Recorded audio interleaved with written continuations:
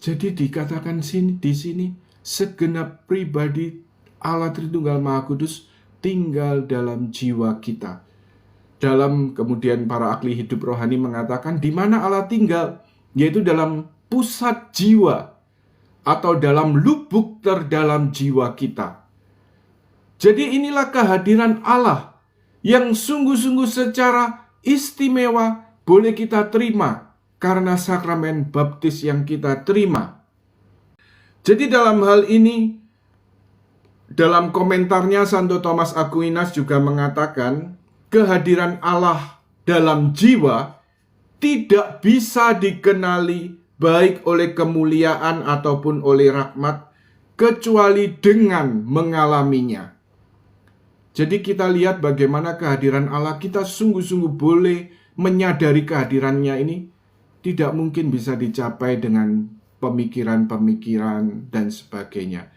Tetapi dalam hal ini, menghadapi kehadiran Allah ini, kita perlu dengan rendah hati untuk mencari selalu wajah Allah sampai akhirnya kita boleh mengalami kehadirannya secara pribadi dan kita menyadari secara dalam Allah hadir dalam lubuk terdalam jiwaku. Allah hadir dalam hatiku. Inilah suatu rahmat dari kehadiran Tuhan. Dan kalau Allah ini hadir tanpa batas waktu, hadir dalam lubuk terdalam jiwa kita, maka sebagai anak-anak Allah, sebagai saudara-saudari Kristus, sebagai sahabat-sahabat Allah, apa yang harus kita lakukan? Apa yang harus kita lakukan? Apa yang harus kita perbuat? Tuhan hadir, bahkan begitu dekatnya hadir dalam hati kita. Mari saat ini kita lihat, kita baca bersama dari Injil Yohanes seperti yang diungkapkan Santo Thomas Aquinas tadi, yaitu Injil Yohanes 14 ayat 23 ya khususnya. Mari kita lihat bersama dari Injil Yohanes bab 14 ayat 15 sampai 26. Jawab Yesus, "Jika seorang mengasihi aku, ia akan menuruti firman-Ku, dan Bapa-Ku akan mengasihi dia, dan kami akan datang kepadanya dan diam bersama-sama dengan dia." Jadi kalau kita lihat di sini, bagaimana Tuhan telah menjanjikan penghibur, yaitu Roh Kudus. Dan kalau di awal saya ajak juga untuk menyadari lagu Veni Creator, lebih-lebih pada bait ke-6, "Buatlah kami mengenal dan mengimani terus Bapa dan Putra yang tunggal, dan Engkau Roh keduanya." Sebenarnya suatu yang pokok dalam hidup kita sebagai para pengikut Kristus, inti hidup Kristiani ini sebenarnya apa? Hubungan pribadi dengan Allah. Hubungan pribadi dengan Allah yang kemudian secara nyata, konkretnya, yaitu di mana kita dipanggil untuk mengenal Allah, untuk mengasihi Allah. Nah, kalau kita lihat tadi, tugas Roh Kudus ini ternyata apa sih? Menolong kita untuk mengenal dan mengimani terus Bapa dan Putra yang tunggal, dan Dia Roh keduanya. Terus ya, ada kata terus, mengenal dan mengimani terus. Artinya terus. Ya, sejak kita dibaptis sampai kemudian saatnya kita kembali ke rumah Bapa. Dan sampai akhirnya artinya apa? Hidup surga. Ya, yang disebut surga ini apa sih? Seperti kita lihat kesempatan yang lalu, surga ini adalah mengenal Allah dan Yesus Kristus yang diutusnya. Jadi putranya. Jadi mengenal Bapa, Putra, dan Roh Kudus. Inilah hidup surgawi. Dan memang kepenuhannya saat di surga nanti.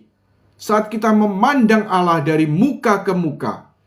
Hidup surgawi ini hidup dalam persatuan dengan Allah Tritunggal Maha Kudus dalam kepenuhannya pada saat kita di surga. Tetapi ya, seperti yang dikatakan Tuhan Yesus sendiri tentang hidup surgawi, inilah hidup yang kekal, bahwa mereka mengenal Engkau satu-satunya Allah yang benar dan Yesus Kristus yang telah Engkau utus. Maka kalau hidup yang kekal atau hidup surgawi ini adalah pengenalan akan Allah. Jadi hidup surgawi ini bukan hanya soal nanti. Soal nanti sesudah kematian, bukan. Tetapi bahkan sejak saat ini, yaitu ketika kita sebagai anak-anak Allah dipanggil untuk mengenal Allah, untuk mengasihi Allah. Ini luar biasa, saudara-saudari. Surganya yang ditawarkan Tuhan Yesus itu sangat jelas, yaitu hidup dalam persekutuan, hidup dalam persatuan, hidup dalam pengenalan, hidup dalam cinta kasih dengan Allah sendiri, Allah Tritunggal yang Maha Kudus, Bapa, Putra, dan Roh Kudus. Inilah hidup surgawi, dan ini bisa kita hayati mulai saat ini, ketika kita belajar terus-menerus mengenal Allah. Nah, mengapa kita mengenal Allah? Mengapa kita perlu? Jadi kata mengenal Allah sudah kita dalami pada kesempatan yang lalu ya. Intinya suatu relasi, suatu hubungan pribadi dengan Allah yang kemudian secara mendalam ya, sangat pribadi, sangat intim, sangat personal, sangat mendalam, bukan berdasarkan pemikiran dan ide-ide. Jadi dalam hal ini kalau orang terlalu mikir terus, mainnya rasio terus, ya agak sulit memang. Harus berani juga merendahkan hati di hadapan Tuhan. Otakku ini bukan apa-apa. Saya kok jadi teringat soal otak-otak ini ya. Saya pernah mendapat cerita dari istri saya. Waktu itu di kantor yang lama, di pekerjaan yang lama. Tetapi waktu itu kemudian salah satu direktur yang di Jakarta, yang sangat smart, sangat pandai, sangat segala-galanya. Tetapi kemudian tiba-tiba terserang tumor otak. Sudah setelah itu ya, istilahnya tumor itu pasti lebih kecil dari otaknya ya. Tapi langsung kemudian, ya, seperti ya sudah berita yang sangat buruk. Ya. Jadi manusia ini sangat terbatas dengan ya kepandaiannya yang sangat, mungkin ada orang-orang yang sangat mendewakan otaknya. Ya. Tapi otak ini begitu terserang mungkin tumor, kanker, virus atau apapun, ya sudah tidak ada artinya apa-apa.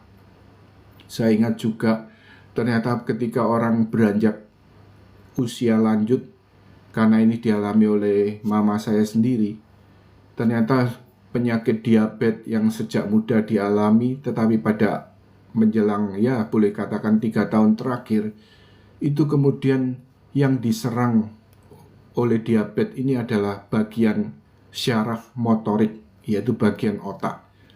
Ya, dalam kondisi sakit ini kemudian tidak bisa apa-apa, tidak bisa gerak sama sekali ya. Hanya di kursi roda atau di ranjang itu pun juga harus dibantu. Jadi manusia ini pemikiran sangat terbatas ya. Jadi kalau orang menyombongkan otaknya itu apa gunanya sih? Jadi karena itu ya tidak heran kalau mendekati Allah, salah satu syaratnya harus berani rendah hati.